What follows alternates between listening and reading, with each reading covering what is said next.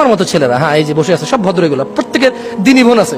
আমাকে এক ছেলে প্রশ্ন করে, একজন দিনী বোনের আমার একজন দিনী বোনের আমার একটা বোনের একবার শারীরিক সমস্যা নিয়ে কথা বলতেছে সে। আমি বললাম তো তোমার দিনী বোন তোমার আপন মায়ের পেটের বোন? বলে যে না। বললাম কেমন বোন? কয় দিনী বোন। বললাম কেমন দিনী বোন? তোমাকে এরকম কথা বলতেছে, তুমি শুনছো, আবার এটা আমার কাছে বলতে আসছো? তুমি একটা কোমলমতি আমার ছোট্ট শিশু বোন, তাকে তুমি ঘর থেকে বের করছো, আর তারপরে তোমার যখন কয়েকদিন তার সাথে থাকা হয়ে গেছে, সব কাজকর্ম তোমার শেষ, আর একটা মেয়েকে দেখে বলতেছো যে লা লা লা লা লা হারাম, আমি আজহারি সাহেবের ওয়াজ শুনেছি, এগুলো হারাম, সো তুমি তোমার পথে, আমি আমার পথে। এই মেয়েটা এখন তোমার জন্য ব্যাকুল হয়ে গেছে, সে তোমার সাথে কথা বলতে চাইতো না, তুমি তার সাথে 5 ঘন্টা কথা বলেছো, এখন এই মেয়ের সাথে তুমি একদম কথা বলা বন্ধ করেছো। মেয়ে একদিকে পাগল, তুমি তো আরেকজনকে নিয়ে খুশি আছো। সমাজের আজকে এই অবস্থা আমরা করে ফেলেছি। আমি মাঝে মধ্যে কিছু ওই যে প্রেম প্রীতি নিয়ে এগুলা নিয়ে কথা বলি, আমাকে প্রশ্ন করে যে হুজুর পিএইচডি করছে এগুলোর উপর, হুজুর কেমনে এত কথা জানে? আরে ভাই, তুমি আমাকে প্রশ্ন করো।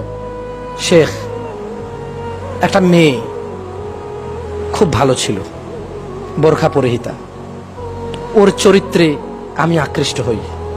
চতুর্দিকে এত বেপরদা মেয়ে, এত খারাপ আজে বাজে মেয়ে, একটাই মাত্র আমার স্কুলে মেয়ে ছিল যে বোরখা পরে আসতো।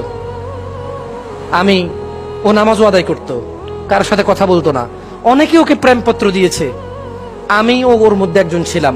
সবাই হাল ছেড়ে দিয়েছে, আমি ছাড়িনি। আমি একটার পর একটা আমার বোনকে দিয়ে, আমার অন্যান্য বান্ধবীদেরকে দিয়ে ওকে প্রেমপত্র দিলাম। তারপরে ও আমাকে বলল ও বেনামাজির সাথে সলাত আদায় প্রেম করবে না। আমি সলাত আদায় করা শুরু করলাম শুধু ওকে প্রেম করার জন্য। ইন্নামাল আমালু বিন্নিয়াত হাদিসের মধ্যে যে আছে যে হিজরত করলো কোনো মহিলাকে পেতে, আর যে হিজরত করলো আল্লাহকে পেতে, সে তাই পাবে যা সে নিয়ত করলো। দেখেন আজকাল ছেলে মেয়েরা প্রেম করার জন্য নামাজ পড়ে, আল্লাহ নবী 1400 বছর আগে তা বলে দিয়ে গেছে, এরই নামাজ ওই প্রেমকেই পাবে, কিয়ামতের কোনো কিছু পাবে না। যাই হোক, ও যে বলে না হুজুর আপনি কিভাবে জানেন, আপনি কি আগে প্রেম করছেন নাকি? আরে ভাই, তোমার মতো ছেলেই আমাকে প্রশ্ন করতেছে। মেয়েটা আমার প্রেমের প্রস্তাব প্রত্যাখ্যান করার পর আমি সর্বোচ্চ চরিত্রর অধিকারী হলাম।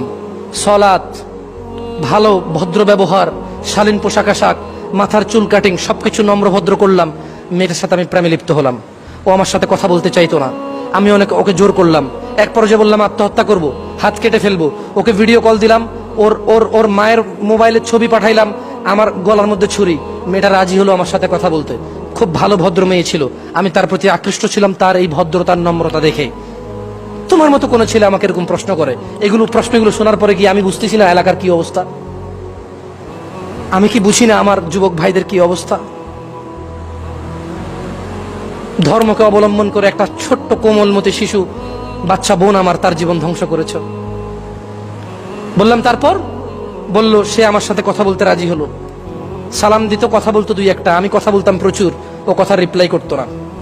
তারপর আস্তে আস্তে আমি বললাম তুমি কেন কথা বলো না, আমি পরে বিষ খাবো। আমি ছবি তুলে পাঠালাম আমার হাতে ইঁদুরের ওষুধ। সে আমাকে আমার মোবাইলে হোয়াটসঅ্যাপে বা ফেসবুকে তার ছবি পাঠাইতে হবে। সে আমাকে ছবি পাঠাতে রাজি ছিল না। আমি বললাম আমি পানিতে ঝাঁপ দিব, ছাদ থেকে লাফ দিব। সে আমাকে ছবি পাঠালো। এভাবে 2 বছর লেগে যায় ওই মেয়ের সাথে আমার সহজ হতে। মেয়েটা খুব ভালো ছিল। বলেন তো মেয়েটাকে